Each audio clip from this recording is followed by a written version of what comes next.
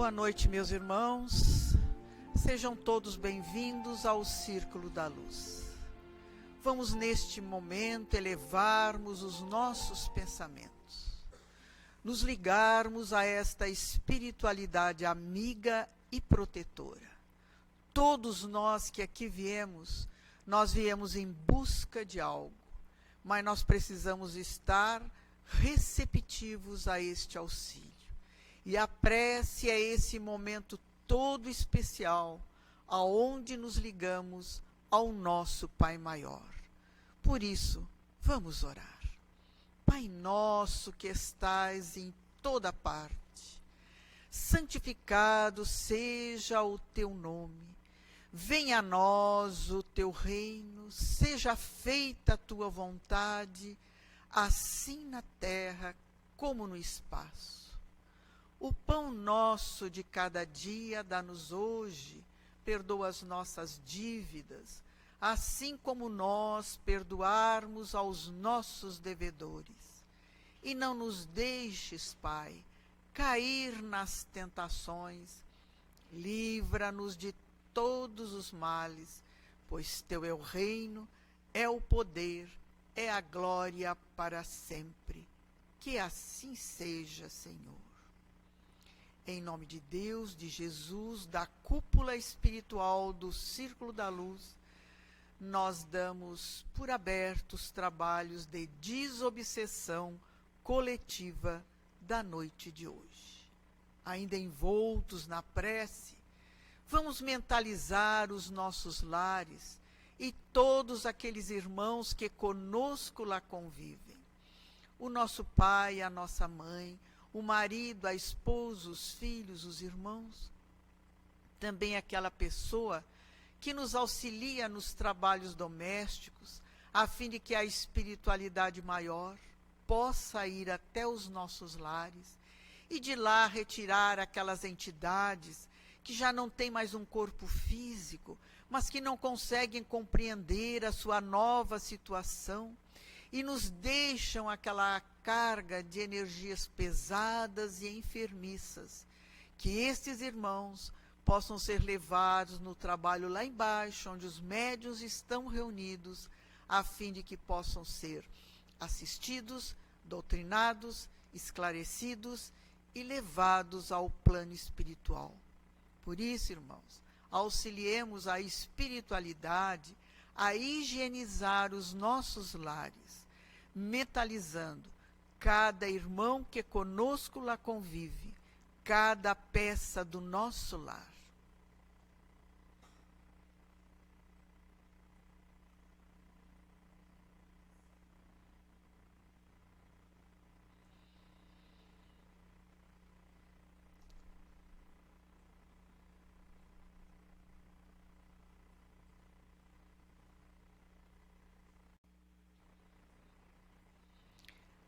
Senhor, tu mesmo disseste que onde estivessem reunidas duas ou mais pessoas, ali estarias. E nós, Pai, aqui estamos reunidos em teu nome. Dá a cada um de nós, segundo as nossas necessidades e o nosso merecimento. Trechinho do Evangelho é do capítulo 2, do meu reino não é deste mundo, o item 8. Uma realeza terrena. Quem poderia melhor do que eu compreender a verdade dessas palavras de nosso Senhor? Meu reino não é deste mundo. O orgulho me perdeu sobre a terra. Quem, pois, compreenderia o nada dos reinos do mundo, se eu não compreendesse? O que foi que eu levei comigo da minha realeza terrena? Nada, absolutamente nada. E como para tornar a lição mais terrível, ela não me acompanhou sequer até o túmulo. Rainha eu fui entre os homens, e rainha pensei chegar no reino dos céus. Mas que desilusão! E que humilhação, quando em vez de ser ali recebida como soberana, tive de ver acima de mim, mas muito acima, homens que eu considerava pequeninos e os desprezava, por não terem nas veias um sangue nobre. Ó, só então compreendi a fatuidade dos homens e das grandezas que tão avidamente buscamos sobre a terra. Para preparar um lugar nesse reino, são necessárias a abnegação, a humildade, a caridade, a benevolência para com todos. Não se pergunta o que foste, que posição ocupaste, mas o bem que fizestes, as lágrimas que enxugastes. Ó Jesus, disseste que o teu reino não era deste mundo, porque é necessário sofrer para chegar aos céus, e os degraus do trono não levam até lá. São os caminhos mais penosos da vida, os que conduzem a ele. Procurai, pois, o caminho através de espinhos e abrolhos, e não por entre as flores. Os homens correm atrás dos bens terrenos, como se os pudessem guardar para sempre. Mas aqui não há ilusões, e logo eles se apercebem que conquistaram apenas sombras, desprezando os únicos bens sólidos e duráveis, os únicos que lhes aproveitariam na morada celeste e que lhes podem abrir as portas dessa morada. Tende piedade dos que não ganharam o reino dos céus.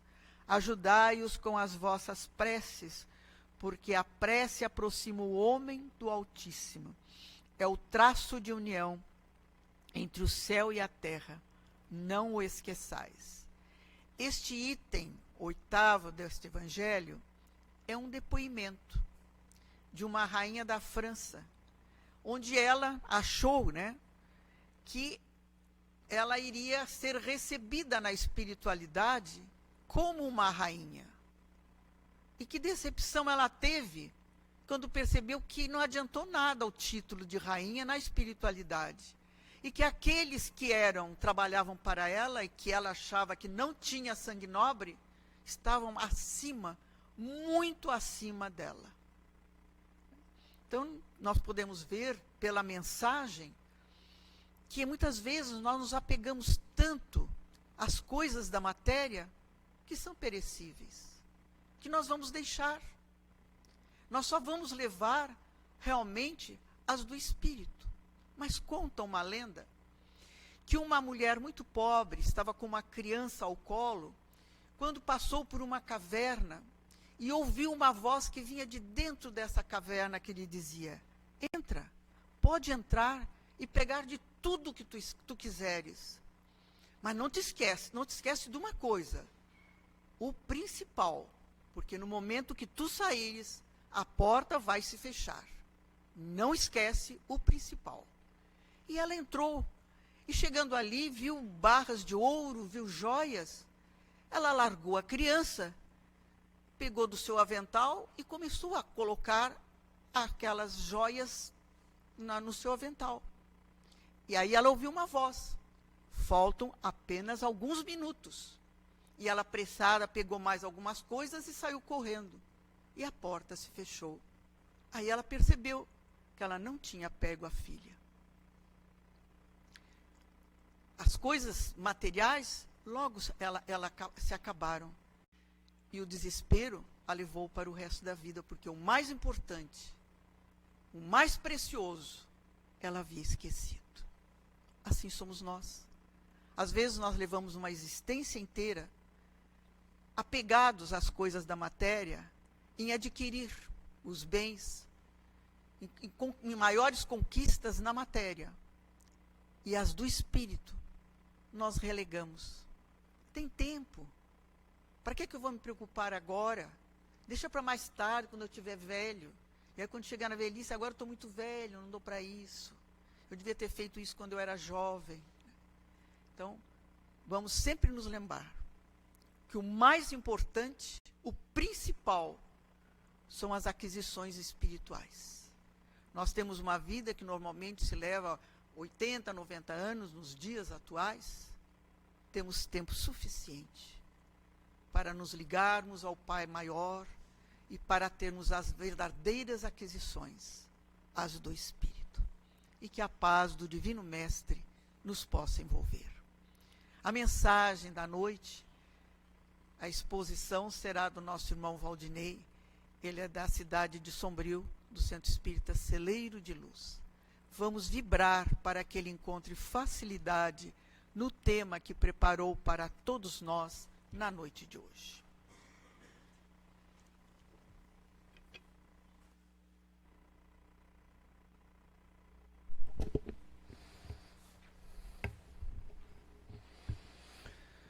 Boa noite a todos.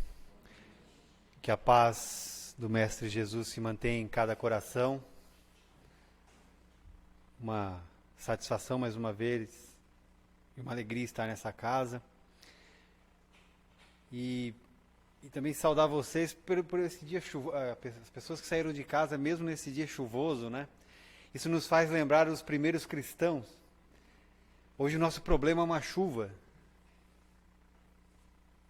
O deles, eles precisavam se reunir escondidos, em catatumbas. Se fossem pegos, iam ser presos, mortos.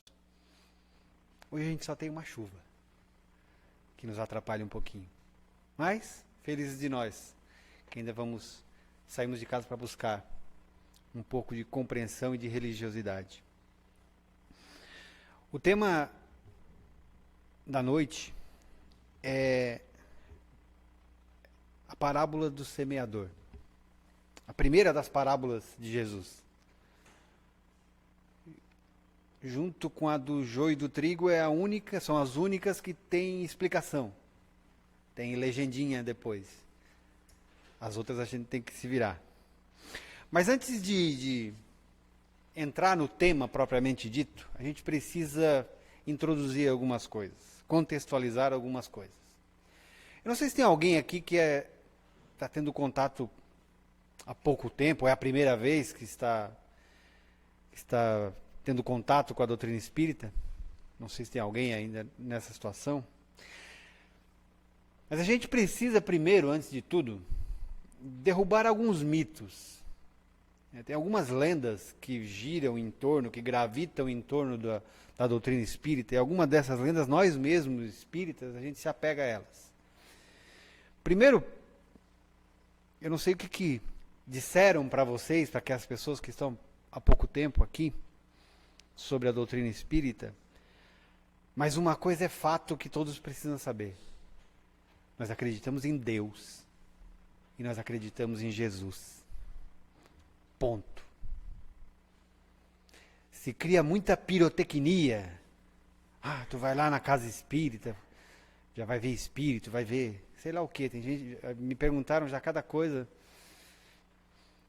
Então a gente tem que tirar um pouco dessa pirotecnia em volta da doutrina espírita e ter primeiramente, primordialmente, consciência de que nós acreditamos em Deus, em Jesus. Apesar, e aí vem as nossas lendas, os nossos mitos, nós espíritas, muitas vezes a gente deixa Jesus em segundo plano. A gente esquece que tudo o que a gente estuda, todas as obras que nos são postas à disposição, desde a codificação, o Evangelho, a Bíblia para quem gosta, ou o panfletinho que tu recebe no centro de um religioso que te entrega com uma mensagem de autoajuda, toda essa leitura de caráter religioso, ela tem um só objetivo: fazer com que nós compreendamos Jesus. E a gente esquece disso. A gente coloca Jesus em segundo plano. E não sou eu quem está dizendo isso. O que me move na doutrina espírita, o Fábio, que já me conhece há algum tempo, sabe, é uma única questão do Livro dos Espíritos. Uma única questão. O resto, para mim, é tudo secundário. Eu sei que muita gente pode torcer a cara por que eu estou dizendo isso. Mas, para mim, o que me move é essa única questão. O resto, para mim, é para que eu possa compreender o que diz. Questão 625 do Livro dos Espíritos. Kardec pergunta: qual o tipo mais perfeito que Deus tem oferecido ao homem para lhe servir de guia e modelo? Se eu tiver que me espelhar, vou me espelhar em quem? A resposta dos Espíritos é a mais curta do Livro dos Espíritos. Vede Jesus.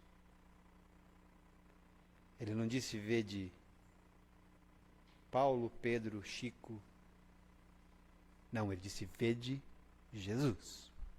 Paulo, Pedro, Chico, João vão nos auxiliar a compreender Jesus. E veja que ele não faz questão de usar o verbo vede, ver. Vai procurar. Vai atrás de Jesus.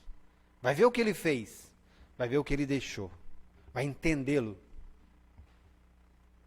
Para mim, repito, e essa é uma concepção muito minha, tudo se resume aqui, a essa questão. A essa pequena frase. Vede Jesus. E desde o dia que eu compreendi essa questão, eu passei a procurar entender Jesus. E eu que andava bem de mal com ele. Por razões que muitos também têm. Ah, mas teve muita deturpação nos evangelhos. Porque onde é que a gente vai ver Jesus? Onde é que vai buscar Jesus? Só tem um lugar, nos evangelhos. Para a gente conhecer a sua história. Não existe outro escrito que trate com tanta propriedade ou com tanto detalhe a passagem de Jesus, a curta passagem de Jesus pela terra. Os evangelhos. E eu tinha essa. Ah, teve muita coisa que foi problema de tradução, problema que foi deturpado propositadamente. Mas o que eu não estava me dando conta,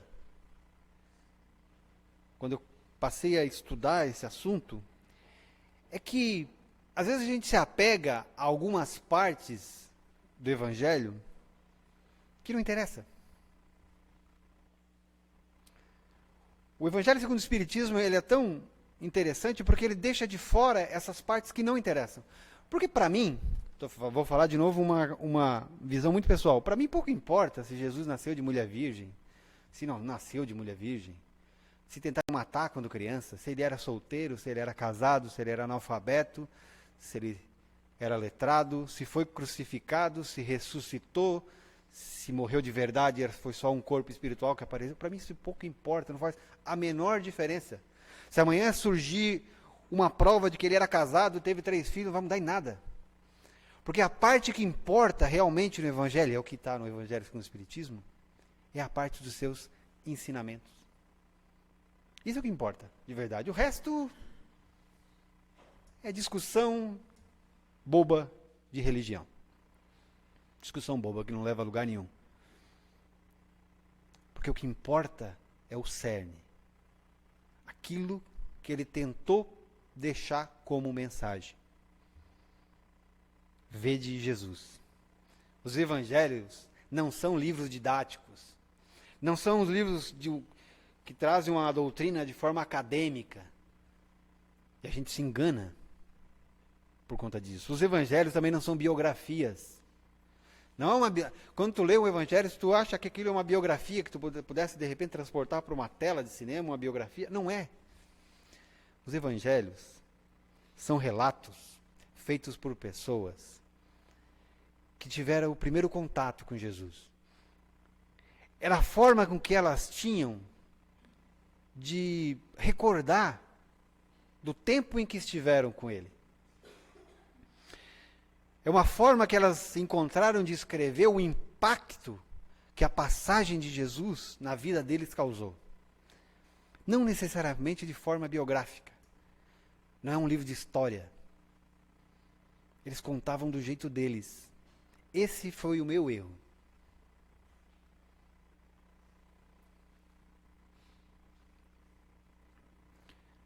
Um grande equívoco também é achar que tudo na doutrina se resume a sofrimento. Se tu quiser evoluir, tu vai ter que sofrer. Se tu está com um problema agora, é porque algo de ruim tu fez. Essa é uma das hipóteses, mas não necessariamente a única. Não é porque tu está sofrendo agora, é porque tu fez alguém sofrer da outra vez. Não necessariamente, pode ser. Essa é uma apenas das hipóteses. Vede Jesus. O primeiro olhar de Jesus para as pessoas nunca foi para apontar os erros. Não há nenhuma passagem do Evangelho onde Jesus, a primeira coisa que fazia quando encontrava alguém com problema era apontar o erro daquela pessoa. O primeiro olhar de Jesus era para o sofrimento daquela pessoa, para o mal que a afligia. A primeira coisa que tocava no seu coração era a dor das pessoas, e não o que elas tinham feito de errado. Ele não apontava o dedo. Tu, adúltera, que estão jogando pedras, noutra vida tu fez isso. E nenhuma cura que ele fez, ele apontou dedos. Tu está passando por isso, porque tu fez isso, agora aguenta. Não. Na maioria das passagens, ele fazia o que tinha que fazer e dizia, vá e não peques mais. Reflete sobre o teu erro. Reflete sobre o que essa dor, por que essa dor na tua vida, o que esse sofrimento está querendo te dizer. Ele provocava reflexão, jamais apontava erros. E a gente cria às vezes um mito achando que eu fiz algo de errado hoje, te prepara, porque tu vai sofrer da mesma proporção. A lei de Italião já passou faz tempo. A gente tem muita literatura dizendo e nos contando que a lei divina, ela nos dá muita moratória.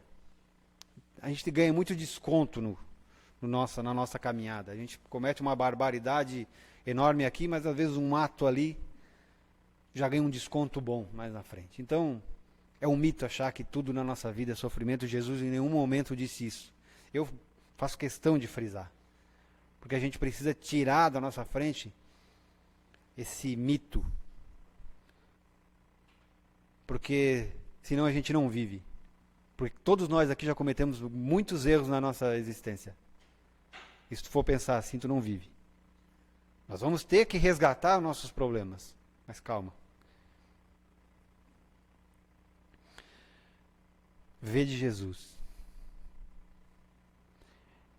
É preciso que a gente compreenda que Jesus não deixou para trás uma escola para continuar aprofundando os seus ensinamentos. Tem gente que acha que é o dono dessa escola. A gente precisa compreender que Jesus em nenhum momento da sua curta passagem quis criar uma igreja. E era só ali que estaria a sua verdade. Nem passou pela cabeça. Muito pelo contrário. O que ele fez foi colocar em marcha um movimento de seguidores.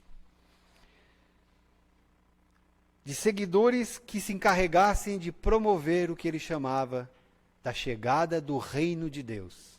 E aí cada um dá o nome que quiser para o reino de Deus.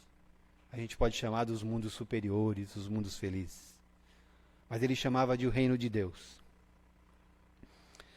E não há nada mais decisivo para nós, como cristãos, porque nós somos cristãos, e o nome é autoexplicativo, não há nada mais decisivo para nós, como cristãos, do que ser fiéis a esses ensinamentos. Isso é a única coisa, ser fiéis aos ensinamentos de Jesus é a única coisa que nos faz realmente cristãos. O resto é pirotecnia. Não é fazer gestos, não é orar de olho aberto, orar de olho fechado, ajoelhado, fazer sinais. O que nos faz e o que nos torna realmente cristãos é seguir os ensinamentos de Jesus de forma fiel. E a gente não faz isso. A gente tem muito um comportamento de seita. A gente se preocupa com os rituais que cercam a nossa estada em qualquer casa religiosa que a gente esteja. Mas esquece do principal. É o que a gente sempre conversa sobre a diferença de religião e religiosidade. Para o meu filho, eu desejei que ele tivesse religiosidade. Religião, aí é problema dele, ele escolhe quando quiser. Religião é uma garrafa, religiosidade é um líquido dentro da garrafa. A gente briga pela garrafa e pelo rótulo e esquece de tomar o que está dentro. E o reino de Deus, vou chamar assim porque é assim que ele chamava, era o ponto central dos ensinamentos de Jesus. Tenham sempre isso em mente, o reino de Deus. Ele morreu por isso. Porque o crime pelo qual ele foi acusado e foi crucificado foi o crime de sedição. O crime de sedição para Roma é quando alguém está querendo apresentar um reino ou se tornar um líder maior do que era o César, do que era o imperador. Ele morreu pelo crime de sedição. Por isso foi crucificado. Por querer apresentar um novo reino que os romanos entenderam de outra forma. Mas não era fácil para ele, como espírito superior que era, o maior espírito que já pisou por aqui, não era fácil para ele passar para aquelas pessoas a sua experiência de reino de Deus. Como dizer para aquelas pessoas incultas o que era que ele conhecia? Aquele mundo que ele conhecia, que estava tentando apresentar. Então a única solução que ele encontrou foi se apequenar. Ele precisou se diminuir. Ele precisou descer ao nível das pessoas com quem ele estava convivendo. E para isso ele utilizou uma linguagem simples. Uma linguagem sigela para a época. Porque era necessário. Porque naquela época, cerca de, alguns dizem 95%, outros dizem 99% das pessoas eram analfabetas. E não precisava ser alfabetizado. Porque não se tinha livros, não era fácil achar algo para escrever. Um papiro, não era assim que se fazia. Tinha um ou outro escriba. Então só se passava as mensagens de forma oral. E tu tinha que contar uma história de uma forma que as pessoas não esquecessem a vida toda. Por isso tem muito floreio e muita linguagem simbólica no Evangelho. Por isso que Jesus, a gente não vai encontrar em Jesus grandes discursos religiosos. A gente não vai encontrar Jesus falando de livros sagrados. Porque para entender aquilo que ele queria passar e da forma com que ele passava, bastava compreender a vida. Porque ele utilizava uma linguagem cotidiana. Quando ele estava com pastores, ele falava da parábola, ele falou da parábola das ovelhas perdidas. Porque ele sabia que os pastores entenderiam. Quando eles estavam com anciões e aldeões, ele falou da parábola do filho pródigo, porque ele sabia que aquelas pessoas compreenderiam o que ele estava dizendo. Quando ele estava com trabalhadores, ele falou da parábola dos trabalhadores da última hora. Quando ele estava com donas de casa, ele falou da parábola do fermento, que o reino de Deus se divide em 3 porções, como em 3 porções de fermento, porque ele sabia o que elas compreenderiam. Esse foi o método que ele usou. Usado uma linguagem simples para pessoas simples.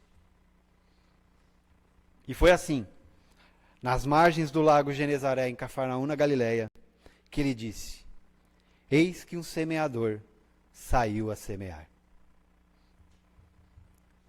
Essa primeira frase da parábola é talvez a mais importante de tudo. Eis que o semeador saiu para semear. A Galileia era uma sociedade eminentemente agrária. Então as pessoas sabiam tudo de semeadura. Por isso ele seguiu esse caminho, e essa foi a primeira das parábolas dele. Ali ele começou o seu ensinamento dizendo, repito e vou repetir várias vezes, eis que o semeador saiu a semear. Embora o ponto central aparentemente seja o semeador, mas na verdade o que importa para ele, o que importava para ele, o que importa na parábola é o que vai acontecer com as sementes. Porque o semeador já estava pronto.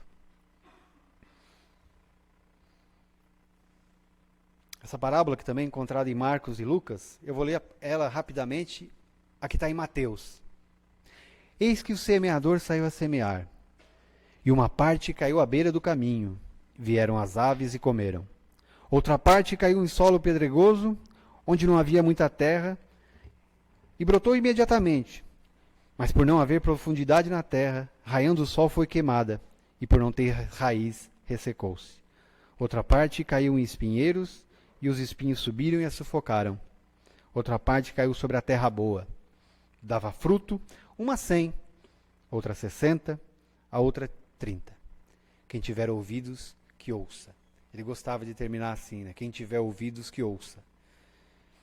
Porque às vezes a gente ouve, mas não tem ouvido para ouvir. O deturpa o que ouve. Quando a gente lê essa parábola, a primeira coisa que, pelo menos para mim, a primeira coisa que veio na mente é: mas como que alguma semente cai no espinheiro, outra cai nas pedras, outras caem no meio do caminho? Historiadores dizem que naquela região e naquela época, o ato de semear era o inverso do que a gente conhece hoje. Primeiro eles jogavam as sementes e depois aravam a terra. Fazia de forma inversa. Por isso algumas caíam na beira do caminho onde as pessoas passavam, hoje outras ao jogar caíam no meio de espinhos. Enfim, o simbolismo dessa parábola, Jesus está apresentando uma lei muito importante da vida. Ele está falando que o Criador, que Deus, a quem ele chamava apenas de Pai, faz jorrar sobre todos nós luzes espirituais, as sementes. E que o recolhimento dessas luzes, dessas sementes, é individual. É de cada um. Cada um no seu tempo. E cada um recolhe de acordo com a sua capacidade de compreender essas luzes que nos chegam, essas sementes que nos chegam. E o aproveitamento dessas sementes, ela é opcional. Às vezes a gente recebe, mas não aproveita. Ele é opcional. Cada um com o seu tempo para aproveitar todas as sementes que nos chegam. Nem todas as luzes que nos chegam são absorvidas. E eis que o semeador saiu a semear. Quem semeia é ele próprio. Ele mesmo explica na parábola. Como eu disse, é uma das poucas que tem explicação. Ele diz: vós, portanto, ouvi a parábola daquele que semeou. Então quem estava semeando era ele mesmo. Em determinado momento da vida, ele resolveu se despir do egoísmo, se despir do eu e sair a semear. Ele não esperou por ninguém. Eu vou semear só se tu for comigo. Eu vou semear se o meu grupo for comigo. Ele não arranjou desculpas. Ele simplesmente saiu para fazer o que tinha que fazer. Não esperou o chamado de ninguém. Simplesmente largou tudo o que estava fazendo no momento que achou adequado e saiu para espalhar as suas sementes. Ele saiu para semear, não para salvar. Por isso que eu disse que a primeira frase talvez seja a mais importante. Semear não é o mais fácil, não é o mais difícil, aliás. Semear é o mais fácil, o mais difícil é cuidar da semente. Talvez por isso, hoje, ele ainda esteja cuidando das sementes lançadas. Através de seus representantes, através de todo o mundo espiritual, ainda hoje ele cuida das sementes lançadas. Para ver qual foi que germinou, qual precisa de um pouquinho mais de adubo, qual precisa de rega, qual precisa ser podada. E aquelas que já estão dando frutos. E a interferência do grande cultivador, ela pode ser sentida na nossa vida. Porque sempre há a interferência dele. Quantas e quantas vezes na nossa vida, no momento que a gente mais precisava, uma porta de repente se abriu. Quantas e quantas vezes na nossa vida, no momento em que a gente precisava, uma pessoa chegou, entrou na nossa vida e mudou a nossa existência. Eu tive a oportunidade de dizer isso para a pessoa que me fez mudar essa minha visão, que foi o Haroldo Dutra Dias. Eu fiz questão de pegar uma fila só para dizer para ele: não quero autógrafo, eu quero só te dizer que tu mudou a minha encarnação. Porque foi tu que me fez entender Jesus. da forma que eu estava vendo de forma equivocada, estava de mal com ele. Porque achava muito fantasioso essas coisas. A nossa vida é guiada o tempo todo. O tempo todo nós recebemos auxílio. E aí, se você quiser chamar isso de acaso, de destino, dê o nome que você quiser. Mas isso acontece. Não importa o nome que você dá e não importa se você acredita ou não. Mas tenha certeza que aquele que saiu para semear continua cuidando das sementes lançadas. E ele nos convida a perceber o crescimento dessas sementes. A gente não percebe ainda. E o que seriam essas sementes? Se pegar a explicação da parábola, ele vai dizer que é a palavra dele. Mas na nossa vida, essas sementes podem ser qualquer coisa que nos faz despertar para o caminho na direção do reino de Deus, que era o que ele queria. Para alguns pode ser um livro. Para outros pode ser um convite. Vem comigo. Vamos lá na casa espírita, vamos lá na minha igreja, vamos lá onde quer que seja. Para alguns, uma enfermidade. Para outros, uma perda. Sempre algo nos faz despertar. Às vezes, uma perda. Às vezes é preciso que a gente perca algo para despertar. Para aquilo que realmente importa, como a nossa irmã Esther falou na abertura. Que às vezes a gente se prende a coisas que não importam. E essas sementes chegam das formas mais distintas possíveis. É que a nossa visão é imediatista, a gente quer tudo para agora. A gente não tem noção de compreender que às vezes demora um pouco.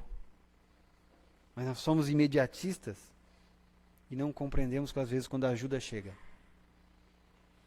Porque a gente gosta muito de dizer que acredita em Deus, mas basta Deus não fazer o que a gente quer, que a gente já joga ali para o lado. Basta alguém ficar doente na família, basta chegar uma doença grave que Deus não cumpriu aquilo que prometeu para mim. A gente quer sempre algo em troca. Eu acredito em ti, eu tenho fé em ti desde que tu faça isso por mim.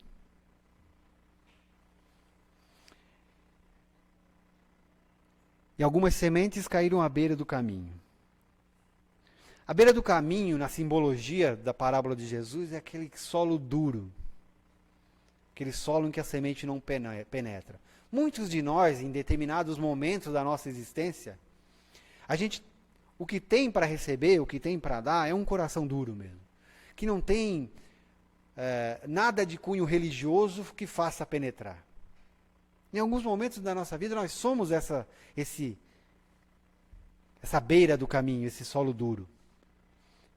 Em alguns momentos nós nos transformamos, apesar de já estar um pouquinho mais adiante, a gente recua e volta a ser.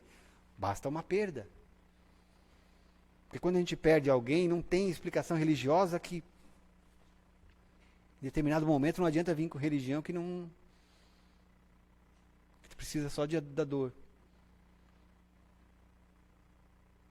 Mas cada um tem um momento próprio. Talvez hoje nós estejamos passando por essa fase de sermos o solo duro que não abre o coração para nada. Não abre o coração para deixar Jesus entrar no nosso coração. Talvez seja só um momento da nossa vida. E aí ficamos vulneráveis. E na linguagem da parábola, as aves vêm e comem a semente.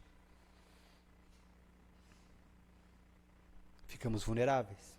Não estamos abertos a receber aquilo que o semeador está nos entregando. Mas o tempo é de cada um. Outra parte da semente caiu em solo pedregoso. Ela brota, mas não tem muita sustentação, vem o sol e queima. Muitas vezes, quem já não passou por isso, tu descobre uma coisa nova, tu descobre uma religião nova, tu descobre um ensinamento novo, e tu se entusiasma com aquilo, agora eu vou mudar o mundo, é isso que eu queria, eu descobri, Mas basta chegar às primeiras dificuldades, os primeiros sacrifícios que às vezes tu tem que fazer. Tu começa a estudar a doutrina, tu fica assustado, porque tu percebe que vai ter que fazer muito sacrifício. E aí aquele teu entusiasmo vai começando a cair. Aí se afasta. Aí basta uma chuva mais forte que tu deixa de lado. É a simbologia das sementes que caíram no espinho. No solo pedregoso, aliás. Está tentando absorver, mas ainda não tem raiz. Não consegue se fixar. E aí se perde pelo caminho. Há momentos da nossa vida que nós estamos assim também. Porque nada é fixo. Nada é imutável. A gente oscila, né? E tem as sementes que caíram nos espinhos. Ela cai, encontra a terra, brota, mas os espinhos sufocam. E ela não consegue vingar. Na simbologia parabólica que Jesus sempre usava, ele falava justamente das riquezas que sufocam. As pessoas recebem a mensagem, recebem os ensinamentos, têm condição de compreender, têm condição de difundir, de botar em prática. Mas tem muita coisa ao redor que faz com que tu perca o foco. A tua prioridade, às vezes, são, eu vou usar a palavra bens no sentido do bem amplo. Bens que não têm tanta importância. Ou às vezes são os nossos vícios, as nossas imperfeições, os nossos vícios morais que acabam sufocando aquilo que está brotando. A gente ainda é muito apegado, às vezes, a algumas. Tem coisa que a gente não abre mão. Então, veja a simbologia do caminho que ele estava tentando traçar. O caminho que ele queria mostrar, o que ele chamava de reino de Deus. E há aquelas que caem em solo fértil. O solo fértil é a pessoa que consegue compreender, mas acima de tudo, colocar em prática, que é a parte mais difícil. Colocar em prática e também sair a semear. Porque era isso que ele esperava. Quando jogava as sementes, quando saiu para semear, foi que algumas, e ele tinha certeza disso, que algumas das sementes encontraria solo fértil. Que algumas sementes frutificariam e que gerariam outras sementes. E a coisa se espalharia. E a terra do nosso coração só será boa quando nós conseguimos dar valor para os frutos do Espírito. O que é mais difícil. E esses frutos do Espírito vão ter que beneficiar primeiramente a nós. Primeiramente a nós. Para quem viaja de avião, tem aquela parte chata no início, das comissárias de bordo, que elas explicam o funcionamento da coisa. Luzes aqui, saída lá. Mas uma parte da fala delas talvez guarda um dos maiores ensinamentos para a nossa vida. Jesus falava disso. Como assim? Tem uma parte que ela diz assim: caso ocorra a despressurização da cabine, máscaras cairão sobre vocês. Se estiver com uma pessoa em dificuldade de lado ou uma criança, primeiro ponha a sua máscara e depois ajude quem está do lado. Tu não consegue fazer nada por alguém se tu não estiver bem. Quando eu digo que Jesus falou isso, ele disse: amarás a teu próximo como a ti mesmo. Porque ninguém consegue dar aquilo que não tem. Ninguém consegue oferecer ao outro aquilo que não tem. Então, se você quer ajudar alguém, primeiro precisa colocar a máscara em si mesmo. Isso não é egoísmo. Egoísmo é diferente de auto-amor. Egoísmo é quando eu quero algo só para mim e para mais ninguém. Auto-amor é quando eu quero algo para mim, para que eu fique bem, para depois espalhar para outra pessoa. Então, o solo fértil que recebe a semente primeiro precisa trazer benefícios para si. E aí depois tu espalha. Se tu não estiver bem, tu não vai conseguir auxiliar ninguém.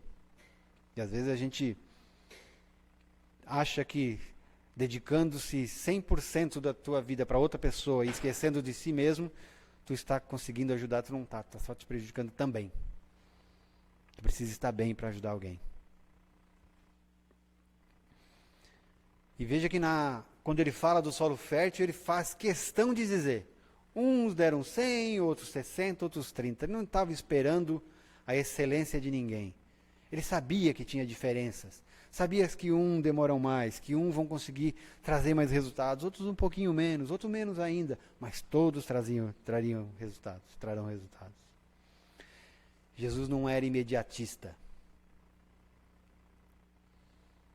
Imagine a seguinte situação, alguém te dá um punhado de lenha e um punhado de sementes para te fazer uma fogueira. O que tu usaria para fazer a fogueira? A lenha? Pois é. Jesus usava as sementes. Ele plantava as sementes, esperava a árvore crescer, a árvore dava mais sementes. E aí sim, depois de muito tempo, usava madeira para fazer o fogo. Nessa analogia mostra o que ele queria. Ele sabia que ia demorar muito para ter algum resultado. Ele sabia que estava se comparando a alguém que saiu a semear, que aquela semeadura que ele estava lançando nos corações das pessoas demoraria muito, mas muito, para chegar ao resultado esperado. Algumas antes, mas no geral, muito. Ele lapidava a personalidade, ele tentava lapidar a personalidade de pessoas difíceis na época dele. E treinava aquelas pessoas com seus ensinamentos para que aquelas também ajudassem a semear e tornassem semeadores. Ele sabia que tinha pouco tempo, que a passagem seria curta. E ele sabia que aqueles 12 amigos, quase ignorantes na acepção da palavra, de quem não conhece, ele sabia que ia ser muito difícil, mas sabia que ia vingar. Ele sabia que a semente que ele estava lançando no coração de cada um daqueles vingaria e se espalharia. E você pode até não acreditar em Jesus.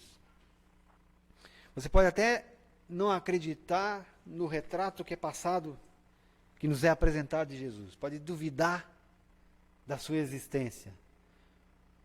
Pode não acreditar em nada, mas tem uma coisa que você não pode negar.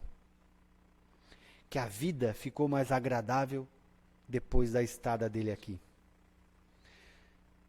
Depois da passagem dele por aqui, a humanidade encontrou novos rumos.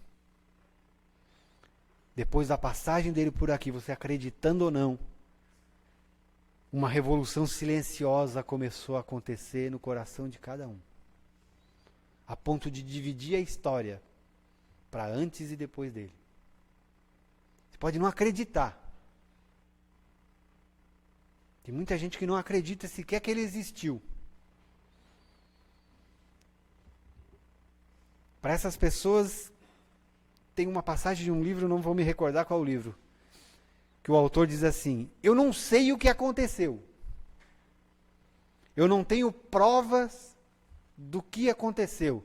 Se ele existiu, se ele foi crucificado, se ele ressuscitou, se ele apareceu para aquelas pessoas de novo, como ele apareceu, eu não tenho provas. Mas alguma coisa aconteceu. Porque aquelas pessoas que estiveram com ele iam para a morte, ao serem presas, os primeiros cristãos, iam para a morte na arena cantando. Mas não negavam ele. Iam para a morte junto aos leões ou queimados cantando. Alguma coisa aconteceu que fez esse povo mudar. Ah, mas inventaram evangelhos. Tem muita gente que diz isso. Alguma coisa aconteceu para fazer com que os evangelistas, entre aspas, inventassem o evangelho. Se desse ao trabalho de inventar uma história. Ninguém faz isso por nada. Algo mudou a vida dessas pessoas. Acreditando ou não. Alguma coisa teve. Ninguém vai para a morte sorrindo e cantando. Bastava negar. Bastava negar, eu não sou cristão. E adorar os deuses romanos que não ia para a morte. Mas eles iam sorrindo.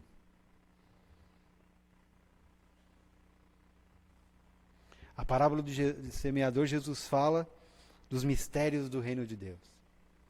Um reino que não é externo, é interno. Um reino que não é conquistado com valores, mas é conquistado com ações. Um reino que não é conquistado com espertezas, com guerras. Um reino que é conquistado com caridade. Uma conquista que é invisível. Uma conquista feita através do serviço ao próximo. Porque o filósofo Clóvis de Barro, ele vai dizer que o filé mignon da vida é tu viver uma vida de entrega ao próximo. Ele fala isso usando as palavras de Jesus. Uma vida de entrega ao próximo vai fazer que tu tenha uma vida boa. Vai fazer com que tu viva o filé mignon da vida, como ele chama.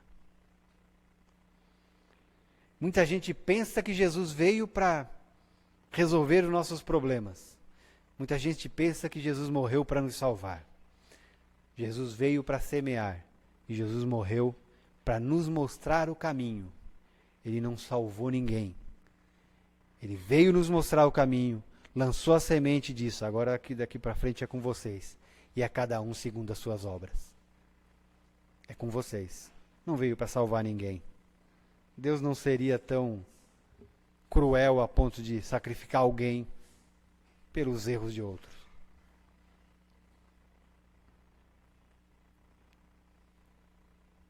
O que ele veio nos propor é que nós mudássemos, melhorássemos. E tentássemos, como eu disse, nós apresentamos todos os solos da parábola.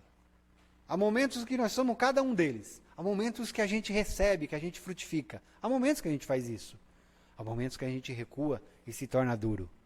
O grande desafio da nossa existência é fazer com que, muito mais vezes, nós sejamos o solo fértil.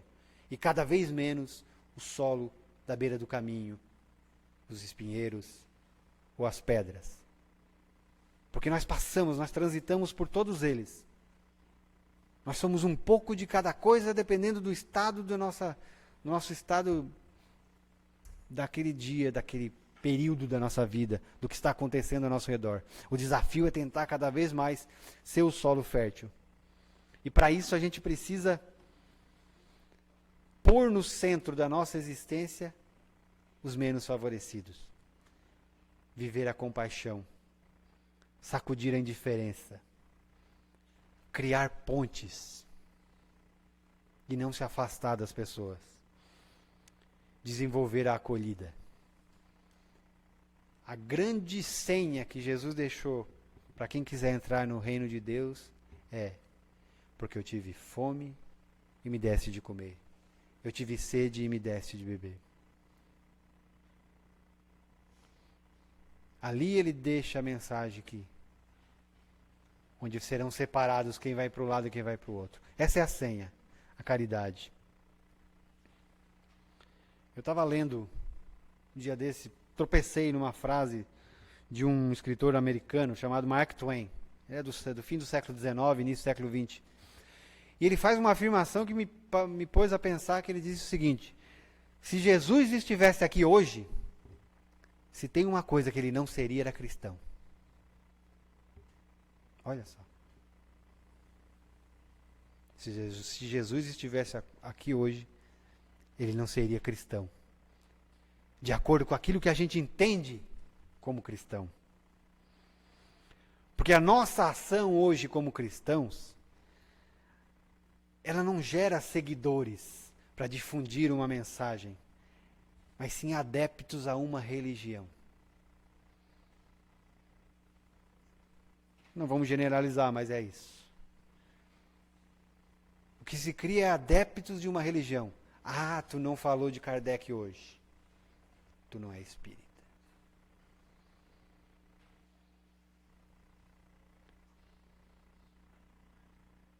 A nossa visão de cristianismo hoje não gera discípulos, mas sim pessoas preocupadas em cumprir obrigações religiosas. Ah, eu já me confessei hoje, está tudo bem. Eu já fiz um determinado ritual, está tudo bem. Já tomei meu passe, está tudo bem. Jesus, de fato, é duro a gente chegar a essa conclusão, que Jesus, de fato, se estivesse aqui entre nós, ele não seria cristão como nós. Ele repudiaria a nossa visão de cristão. Porque a nossa visão de cristão, ela é externa. Eu quero mostrar para as pessoas o que eu sou. Olha como eu sou um palestrante legal. Olha como eu sou, como eu falo bem. Olha como eu aplico o passe, olha como eu faço isso, olha como eu rezo uma missa, olha como eu sei a Bíblia de cor, olha como eu sei as questões do livro dos Espíritos de cabeça. A nossa visão de cristão, ela é uma visão de seita. A gente está preocupado em externar para os outros como a gente cumpre as nossas obrigações religiosas. Mas, na verdade, a gente não age como verdadeiros cristãos. Como aqueles cristãos original. Talvez nós nunca chegamos a conhecer o que eram realmente os verdadeiros cristãos. Aqueles que iam morrer sorrindo e cantando, com orgulho de ser seguidores de Jesus. Muitos de nós corre o risco de jamais saber o que é isso. Mas mesmo assim, nós enchemos a boca, estufamos o peito para dizer, eu sou cristão. Entrar no reino de Deus, encontrar os mundos superiores, chegar até eles não é privilégio de grupo, não é privilégio de religião, não é privilégio de rótulo. Ele é privilégio de pessoas, um a um, que conseguem o seu melhoramento, que conseguem a sua evolução, que conseguem agir como Jesus queria quando saiu para semear. Encaminhando para o fim, estou me estendendo um pouco demais. Na tarde do dia 4 de outubro de 1226, Francisco de Assis, um homem que pela sua vida foi dedicado à caridade e ao desapego, em seu leito de morte, ele murmurou às poucas pessoas que estavam ao redor dele as suas últimas palavras. E as suas últimas palavras foi: eu fiz o que me cabia. E depois de um curto silêncio, ele ainda conseguiu esboçar um último esforço para terminar a frase: eu fiz o que me cabia, e que Cristo vos ensine a fazer o que vos cabe. Que Jesus nos ensine nas falhas que nas falhas e nas lágrimas é que se esculpe a sabedoria. Que Jesus, o grande semeador, ele nos ensine a contemplar as coisas simples da vida. Que Jesus nos ensine a não ter medo de viver e a superar os momentos difíceis da nossa vida. Que aprendamos com o grande semeador que a vida é o maior espetáculo da nossa existência. Que Jesus nos ensine a perseverar diante das provas e das dificuldades da nossa vida. Não somos perfeitos, é verdade. Decepções virão, perdas acontecerão, dificuldades surgirão. Mas nós continuaremos sendo os artesãos da nossa própria alma e da nossa própria existência. Que possamos fazer aquilo que nos cabe. Simplesmente aquilo que nos cabe. E que não tenhamos medo, porque o semeador continua a semear. Muita luz e muita paz a todos nós.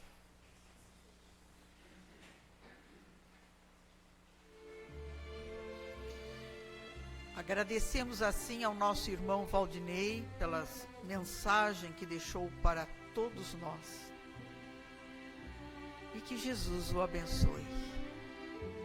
Estamos então a pedir pela magnetização das nossas águas, que as energias salutares possam recair sobre elas, aonde possamos refazer o corpo físico e o corpo espiritual. Pelos nomes que se encontram nas urnas de encarnados e desencarnados, pelos irmãos que se encontram no leito de um hospital, nos presídios, pelas crianças ao abandono, pelos idosos, por aqueles que vivem nas sarjetas da vida, por aqueles que estão a vibrar ainda no erro, nos vícios, no mal, no tóxico, por aqueles que perderam seu ente querido, que a bondade infinita do alto possa envolver a todos estes irmãos neste momento, recebendo eles de acordo com as suas necessidades. E nós, Senhor, que aqui nos encontramos na Tua casa de amor, conhecendo o Teu Evangelho, tentando colocá-lo nas nossas vidas. Volta e meia tropeçamos, mas sentimos a Tua mão amiga a nos erguer, porque Tu sempre estás conosco. E vamos então neste momento nos prepararmos para o passe. O passe é transfusão de energias. E neste momento a espiritualidade amiga e protetora está a envolver cada um de nós, colocando as energias de refazimento, de paz e de amor. Porque o momento do passe é o momento de amor do nosso Pai para conosco.